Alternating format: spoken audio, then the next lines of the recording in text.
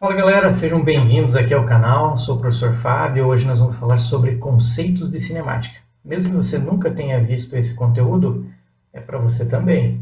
Assim como para quem já está um pouco mais adiantado e precisa de um reforço. Então, vamos para a aula.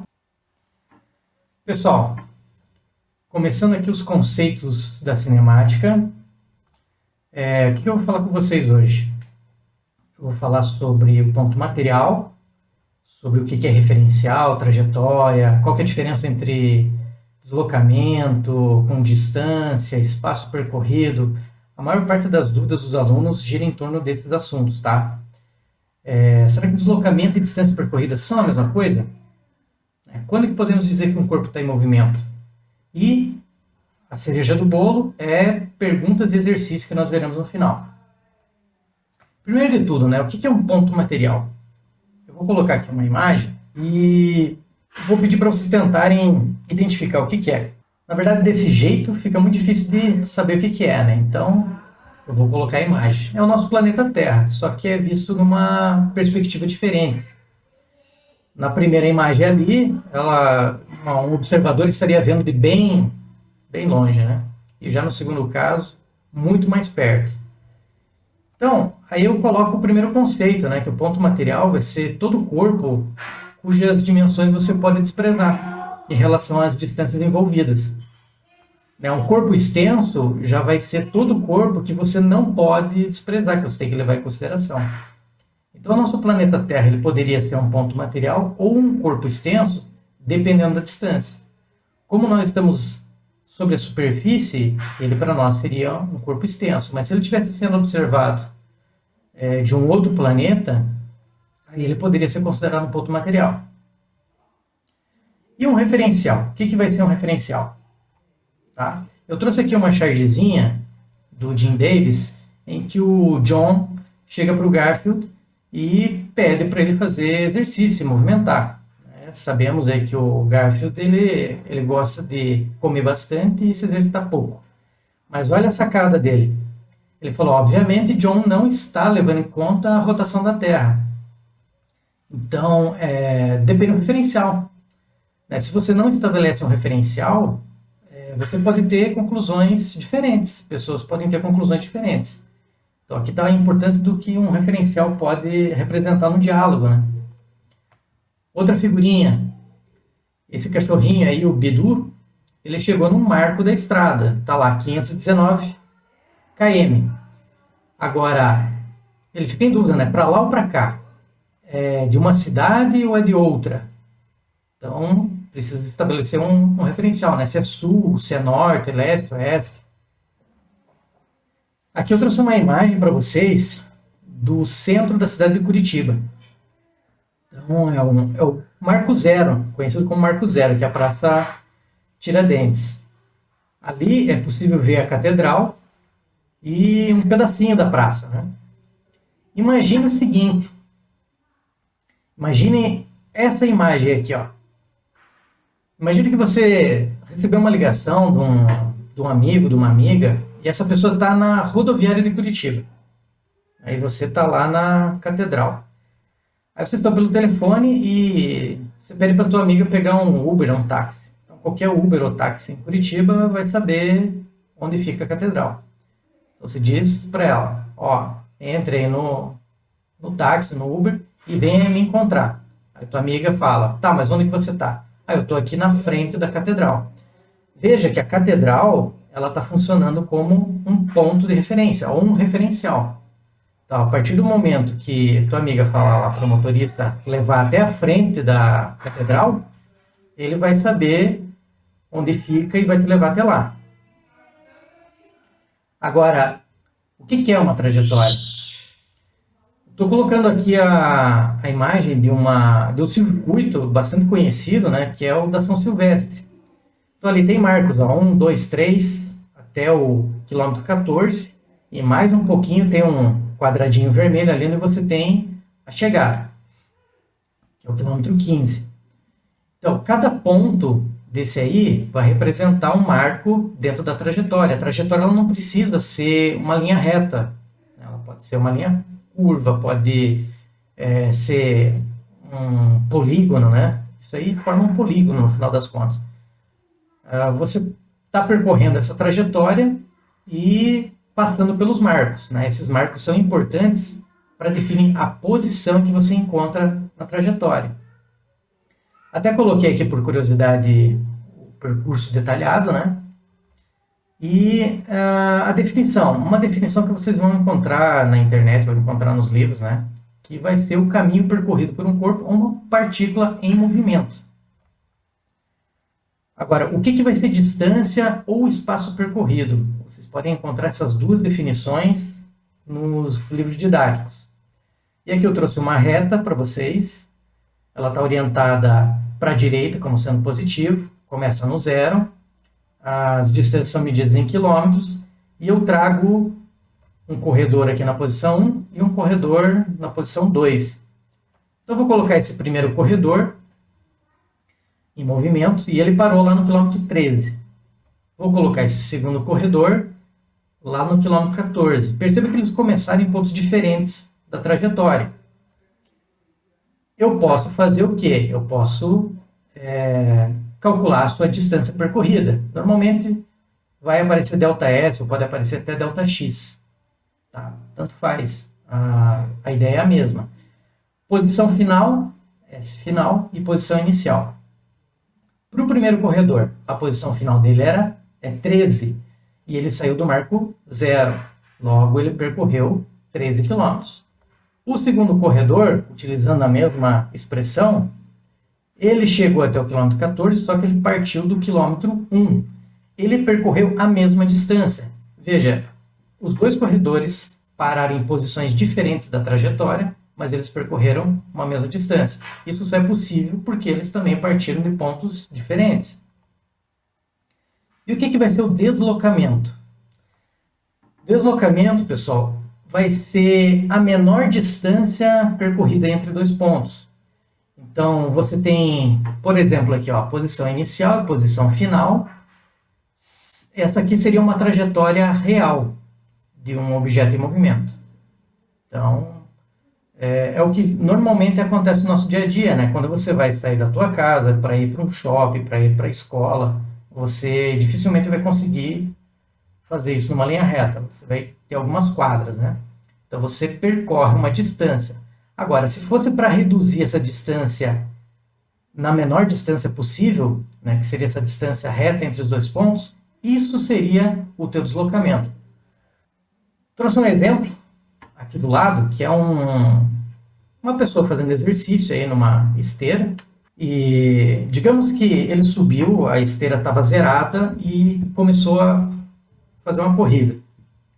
E lá apareceu no display 5 km. O que eu pergunto para vocês, né? Qual que foi a distância percorrida? A distância percorrida foi 5 km. Mas qual foi o deslocamento dele ao final do exercício? Veja, o ponto inicial dele coincide com o ponto final. Então, a distância entre o ponto final e inicial, nesse caso, é 0. Então, uma situação do dia a dia em que o teu deslocamento foi 0, mas a tua distância percorrida foi diferente de 0. No caso do corredor, foi 5 km. Deslocamento e distância percorrida são a mesma coisa? Eu não posso dizer que são a mesma coisa, não necessariamente. A distância percorrida, eles podem coincidir, mas em casos muito especiais, que eu vou mostrar para vocês. O primeiro, aqui nós vemos o famoso corredor, o Usain Bolt, brincando, né, como ele normalmente faz, ele brinca quando corre. Então ele está... essas linhas, elas são linhas retas, tem que ser linhas retas para todo mundo. Essa daí é uma prova de 100 metros rasos. Nesse caso, o deslocamento e a distância percorrida vai ser a mesma coisa. Assim como, por exemplo, uma esteira. Aqui eu coloquei uma esteira de aeroporto, né, um pedaço dela em que leva bagagens, mas poderia ser uma esteira que leva produtos alimentícios. Na indústria tem bastante disso, né? Você colocar o objeto em cima de uma esteira, alimentos em cima de uma esteira. Então ela vai percorrer uma distância entre um funcionário e outra, mas essa distância também pode ser entendida como deslocamento. Quando que nós podemos dizer que um corpo está em movimento? Eu queria que vocês pensassem e até parasse o vídeo para analisar essa questão. Né? Eu gostaria de saber de vocês aí nos comentários o que vocês imaginam que pode ser a resposta, né? Quando um corpo está em movimento. Daqui eu vou continuar, né? Mas se puder parar, pensar antes de seguir, eu gostaria de saber qual que é a tua opinião. Tá? Eu vou seguir daqui. Um corpo, eu posso dizer que ele está em movimento quando a sua posição muda em relação ao referencial. E isso ao longo do tempo.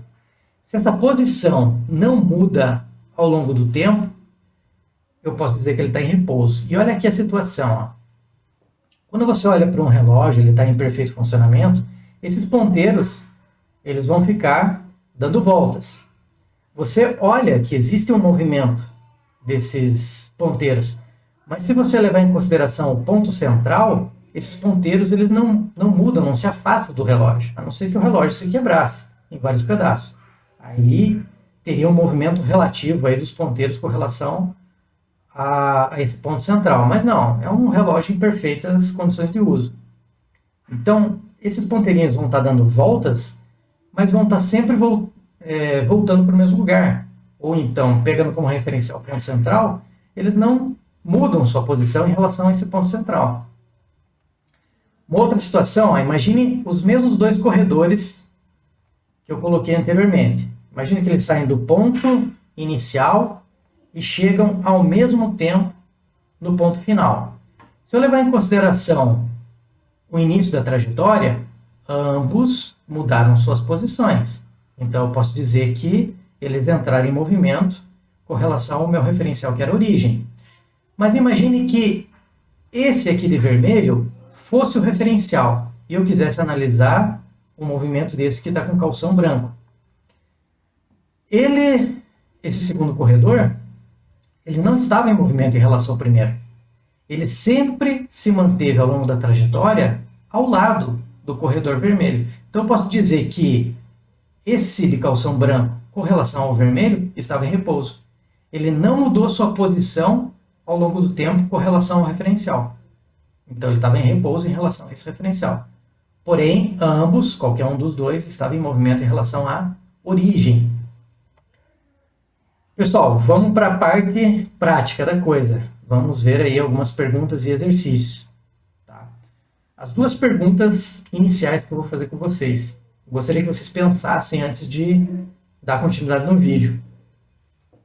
Uma casa pode ser considerada um referencial? Né? Justifique. E segundo, que tamanho deve ter um corpo para ser considerado um ponto material? Eu vou continuar daqui, né? Mas se você puder parar, tente responder isso aí sem eu continuar, tá? Primeiro, uma casa pode ser considerada um referencial. Agora, a diferença sim, se você está na frente, se você está no lado, se você está dentro, se você está atrás.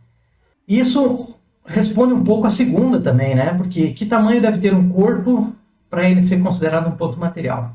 Você deve estar distante o suficiente para que as dimensões possam ser desprezadas. Né? Então, uma resposta vai acabar respondendo a outra, né? Todo o objeto, se você puder considerar ele um único ponto, né, o seu centro de massa, então ele se torna um ponto material. Galera, antes de eu ir para os exercícios numéricos, aqui embaixo tem uma série de listas de exercícios que depois, se vocês quiserem consultar e se aprofundar, fique à vontade, tá? Na sequência, veja aqui que tem um eixo, né, esse eixo de coordenadas. Estão representadas aqui 3 letrinhas, né, A, B e C, em posições diferentes. E eu peço para vocês determinarem qual que é a posição do ponto A, do ponto B e do ponto C. Isso no visual é muito tranquilo. Tá? Na próxima imagem, eu já vou trazer a resposta para vocês, né? Mas, veja ali, o A ele está nessa trajetória na posição -5. O B na posição 45 e o C na posição 20 metros. Muito fácil. Agora, qual é o módulo do deslocamento entre as posições A e B, A e C e B e C? Aqui está a resolução da letra A, que é muito tranquilo. Agora, para B, é importante fazer o quê? A posição final menos a posição inicial. Então, eu recoloco aqui a imagem para vocês, para a gente ter uma ideia. Veja, posição A para B, né? Qual que é o deslocamento de A para B? Eu sempre vou colocar a posição final menos a posição inicial. Então, ó, começo com 45 menos a posição em que o A se encontra, que já é menos 5. Então, toma cuidado, ó, porque vai ter que fazer menos vezes menos, vai dar mais. Então, 45 mais 5 dá 50. Ó. Se deslocar de A para B, são 50 metros. Você tem 5 até o zero e depois mais 45, vai dar 50. De A para C, posição final menos posição inicial. Então, você começa com 20 menos 5. Menos vezes menos vai dar mais. 20 mais 5, 25. Então, perfeito. Ó. Menos 5 até 0, 5. E até 20 até C mais 20, né? Então vai dar 25. E de B para C, pega a posição final, que é a C, menos a posição inicial que ele quer, os 45. Ó, veja que aqui, o que vai acontecer? Você vai ter um deslocamento negativo, né? Você vai ter um deslocamento negativo. Você vai colocar a final, que é 20, menos a posição inicial, que é 45. Então, quando ele está aqui no início, de 45, ele vai retornar pela trajetória. Tá? Por isso que vai ficar 20 menos 45 dá menos 25. O que significa? Significa que ele retornou. Então, ele voltou na trajetória. Então, esse deslocamento é negativo. Tá? Galera, se ficou alguma dúvida de algum dos exercícios aí, seja as perguntas, né, ou esse exercício numérico aí, eu peço que vocês também coloquem lá nos comentários. Gostaria de reforçar para vocês o seguinte, ó. Eu tô nas redes sociais, né, Facebook, Twitter, Instagram, TikTok. Então, pessoal, antes de ir embora, eu queria agradecer a presença de vocês, falar para se inscreverem, ativar o sininho e, se esse conteúdo te ajudou de alguma forma, compartilhe ele com alguém, tá bom? Valeu!